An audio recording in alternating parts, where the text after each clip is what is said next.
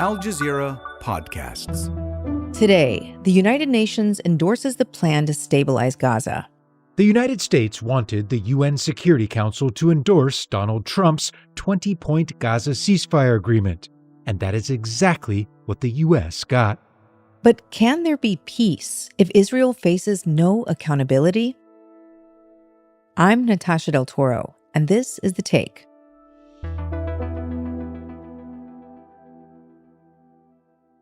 Hey, everybody. Before we continue with today's show, please remember to leave us a comment and let us know what you think about today's episode and what stories you'd like us to do next. Or if you're on the podcast app, let us know where you're listening from. And while you're there, leave us a 5-star review because it helps people find the show. Ali Harb. I am a journalist for Al Jazeera based here in Washington, D.C.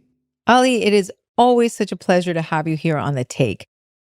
We're here today to talk about the United Nations Security Council Resolution 2803, which is generally considered, it's seen as a continuation of the Trump 20-point plan for Gaza.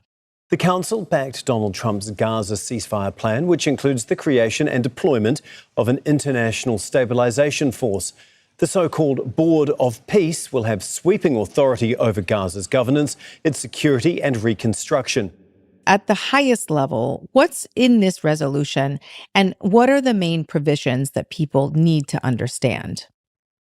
So, long story short, this resolution is Trump's plan. This resolution says the Security Council, the United Nations Security Council, endorses and adopts Trump's plan. And that means chiefly international legitimization for the so-called Board of Peace that Trump has proposed to govern Gaza. So it says that a Board of Peace, this international entity that will be chaired by Trump himself, by countries from across the world, will become the de facto government in Gaza, will become sort of the ultimate authority in the Palestinian territory. The second most important element of this resolution is that the Board of Peace will have a force, will have a military policing force known as the International Stabilization Force that will be made up of, troops sent by various countries that, again, answer to this Board of Peace. And then there would be some sort of reconstruction overseen by the Board of Peace, a gradual Israeli withdrawal, but the resolution sort of makes it clear that Israel will hold on to some of Gaza, at least some sort of buffer zone around Gaza, indefinitely or until certain conditions that are very vague are met. But yeah, it basically charts a path forward for Gaza as an internationally governed enclave that would be reconstructed and remain under the stewardship of the so-called Board of Peace until the Palestinian Authority makes some reforms and is able to take over Gaza. But none of this is really spelled out. There are no metrics to follow of when this handover of power would happen. There are no timelines. It basically just internationalizes Gaza for an indefinite period of time. So you're saying that it is kind of a vague, multi-phase arrangement, is what this plan lays out. Ali, let me ask you a little bit about the politics behind this vote. I mean, noticeably absent here was Russia and China, who they abstained, which feels pretty significant. Why did they sit this one out? Like, what's the calculus there? Russia's reasoning is that the framework of international law when it comes to the Israeli-Palestinian conflict has been, since not 1948, since the creation of the State of Israel, since 1947, the UN Partition Plan has been a two-state solution. 2 states for 2 peoples, an Arab-Palestinian state and a Jewish-Israeli state. And this resolution is a departure from this framework. This is why Russia sat this one out. The question becomes, why didn't they veto it? Right? Because both countries have veto power. And I think my speculation is that they don't view the Middle East as this strategic priority, and they don't see this conflict as a decisive item on their agenda. So they're like, okay, why upset the United States to wield the power of veto here? Also, there's another geopolitical element here, which is, especially China is in a strategic competition with the United States. And this is Donald Trump's baby. So why would they give him backing to this project that he takes a lot of pride in? So they abstained for the vote because clearly they don't necessarily agree with it, but they also didn't think that it was worth vetoing it. Yes. Now, Ali, one of the main criticisms that I keep hearing about this plan is this sort of huge gap between the resolution's language and the reality on the ground. Yeah. Maybe you could lay out some of those disparities for me. Let's start with the ceasefire itself, right? Because Trump's peace plan, the 20-point so-called peace plan, everything in quotation marks, because there's no peace, as we mentioned, in the region or in Gaza. Certainly there isn't peace for the first time in the Middle East in 3,000 years, as the U.S. president claimed. You're going to have peace, if you think about it, peace in the Middle East for the first time in, they say, really 3,000 years. But the first point of Trump's peace plan is the ceasefire, is that the fighting would cease. Dozens of Palestinians have been killed. Israel has been killing Palestinians every single day. There have been airstrikes within the yellow line, the area of control of the Israeli military. There have been demolitions. And within the areas from which Israel has withdrawn, the places that are supposed to be under Palestinian control now, daily airstrikes, right? I don't want to say a number, but it's dozens every week, because possibly by the time this episode's up, the number will have gone up. So the violence has not stopped, certainly not at the level that we've seen before this truce came into effect. It's been curbed a little bit, but Palestinians are being killed. Lebanese people are being killed. Syrians are being killed and kidnapped in southern Syria. So there isn't much of a ceasefire. There's a unilateral ceasefire in that Israel's foes have stopped firing, but Israel has continued to kill and maim and bomb. Second, let's talk about the humanitarian element of this. There's supposed to be a surge of humanitarian aid to Gaza that predates the war. The Gaza government media office, people on the ground are saying there's still shortages of medicine, there's still shortages of food, there's still shortages of basic items. And most importantly, there are shortages of housing, of shelters, of temporary shelters. People are staying in these tents and they're being flooded, which we know this often translates into diseases. And people in Gaza are begging for temporary shelter. That's not getting it. So this is on a very basic level. This resolution, this so-called peace plan is not being put into action. But let's talk about the broader medium and long-term elements. This so-called stabilization force, who's contributing troops to it, right? Like you hear Indonesia, you hear Azerbaijan, you hear Turkey, but maybe Israel will not allow Turkey. But A, how's it going to form? B, what are the rules of engagement going to be? Is it to take directly on Hamas? Is it to be a policing force? Can it respond to Israeli fire if the Israelis fire? So all these, how would it deploy? Where would it deploy? When would it deploy? So there are questions that highlight this gap between the reality and the vision of this plan. And this international security force, what exactly is its role supposed to be? To police and stabilize Gaza and ensure the decommissioning of weapons, basically. But it's unclear who's going to actually be in it at this point. It's unclear who's going to be in it. We hear reports that it's, right now Indonesia and Azerbaijan. Azerbaijan is a very close ally of Israel, by the way, are going to contribute troops to it. But the rules of engagement, can it fire at Palestinian fighters? Can it fire at Israel? We don't know these things. But this is de facto, this is going to be the security force of Gaza. And it's part of this internationalization project to turn Gaza from a Palestinian enclave to a globally administered area.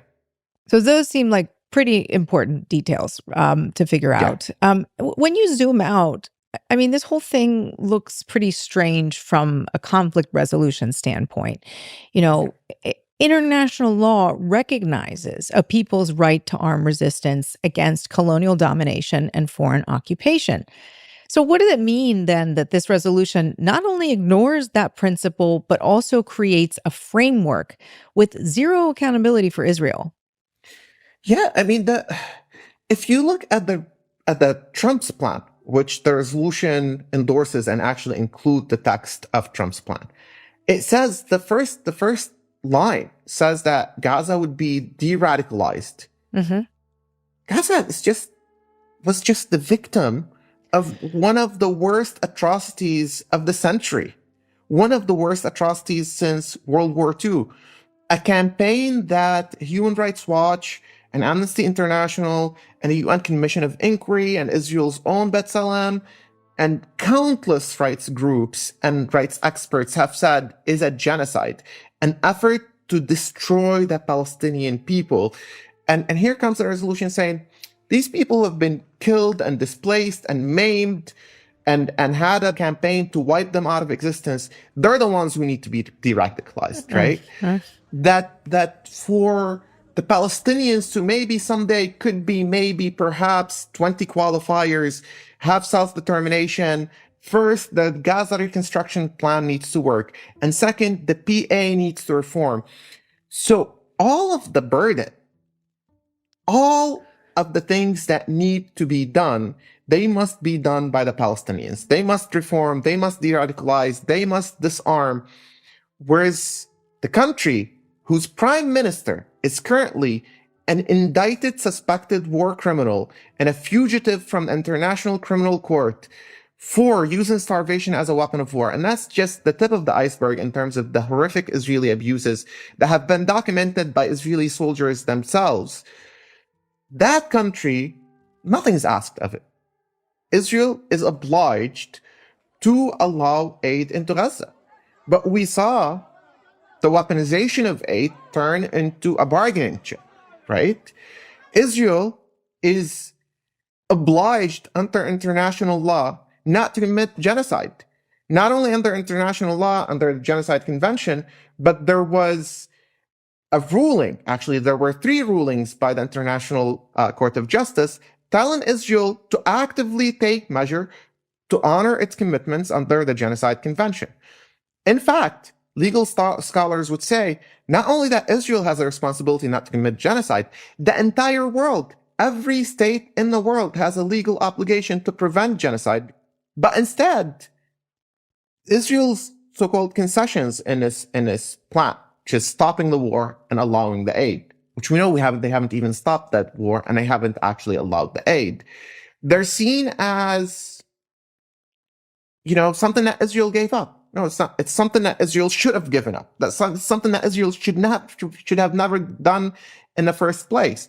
The Israeli withdrawal. Gaza is Palestinian territory. This has been reaffirmed by multiple UN Security Council resolution, countless UN General Assembly resolutions, an advisory opinion by the ICJ last year.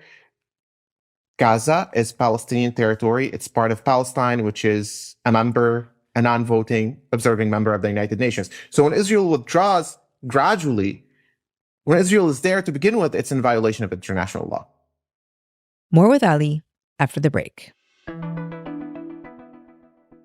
So, Ali, where does this resolution then leave the traditional legal understanding of Palestinian self-determination? Basically, in a way, it nukes it politically, right? The reference in this resolution to a Palestinian state is just so vague and conditional. And I will read you what it says exactly. It says, after the PA, being the Palestinian Authority, reform program is faithfully carried out, not just carried out, faithfully carried out, and Gaza development has advanced, the conditions may, again, underscore, highlight, may, not would, not will, may finally be in place for a credible pathway to Palestinian self-determination and statehood. Not to a Palestinian state, to a pathway to a Palestinian state. So it's like layers and layers and layers of conditions that the Palestinians have to meet. So could be maybe they have a pathway to a state. It clearly does not prioritize Palestinian self-determination. But again, Natasha, Palestinians' right to self-determination is enshrined by the UN Charter, is enshrined by UN Security Council's resolutions, is enshrined by the geopolitical reality on the ground. Palestinians are not going to go away because of this resolution. The Palestinian push for self-determination, for statehood, is not going to go away. But clearly, from a political perspective, Trump is saying in his plan that the focus here is not for the Palestinians to have a state, is not for the Palestinians to have rights. But this goes back to the roots of the problems that we're dealing with here, right? Like, why is there a war in Gaza? It's because of 75 years of dispossession, of occupation, of apartheid. So as long as these material conditions don't change, a lot of experts, a lot of human rights campaigners are saying this is not sustainable. This wasn't sustainable, and it remains unsustainable. So why is the Security Council endorsing something that's so outside of this established framework? I mean, are they kind of shooting themselves in the foot here? Natasha, before this resolution, before the quote-unquote ceasefire came into effect, the situation in Gaza was so horrific. Israel was going into Gaza City, having destroyed completely, when I say destroyed, as in they haven't left anything standing. Khan Yunis in the south, Rafah in the south, Jabalia in the north of the enclave. They were going into Gaza City, the largest Palestinian city in the world, to destroy what's left of it, right? They were starving Palestinians. The UN monitor had certified that there's a famine in northern Gaza. Israel was not very secretive about its plans to drive Palestinians out of Gaza completely. Ethnically cleansing Gaza was being talked about openly. Right, and they had development plans for Gaza. Yeah, absolutely. So it seems like, given the horrors that we're witnessing, the world has come to say the only force that can stop Israel is the United States. And this is what we're working with. It's sort of an acceptance of a bitter reality. And it's almost as if the United States and Israel have leveraged the genocide as almost like a negotiating tactic. You agree to this final proposal, and if you don't, the alternative is the continuing genocide that was, by the way, intensifying in the final weeks of the hot conflict. Right. I mean, and even UN experts said that the resolution contradicts international law, yet the system's power dynamics made states comply anyway, right? Yeah. I mean, Francesca Albanese, the UN rapporteur, I'm paraphrasing here, she said of the Board of Peace that replacing one occupying power or one foreign rule power with another just doesn't solve the issue, and reasserted sort of the commitment to Palestinian sovereignty and Palestinian statehood and self-determination, which is not mentioned in this resolution. Well, it's mentioned with all these conditions and caveats. Ali, as we start to wrap up here, on the most basic level, how can you implement a security resolution peace plan when the violence has continued, when Israel has continued, escalating violence in the region? I mean, you keep seeing headline that Israel killed 25 Palestinians testing the ceasefire. At what point do we say that no, they're no longer testing the ceasefire? The ceasefire is de facto gone. And Natasha, last week I was talking to the director of B'Tselem, the Israeli human rights group, and she told me something that stuck with me. She said, the conditions that led to the genocide in Gaza, demographic engineering, the apartheid, the impunity for abuses, the systemic dehumanization of Palestinians, these things have not been addressed. Not only have they not been addressed, they've been further enhanced by the events of the past 2 years. And she said, we haven't seen the worst, that the worst is yet to come. And this is the fear that many people have in the region and across the world.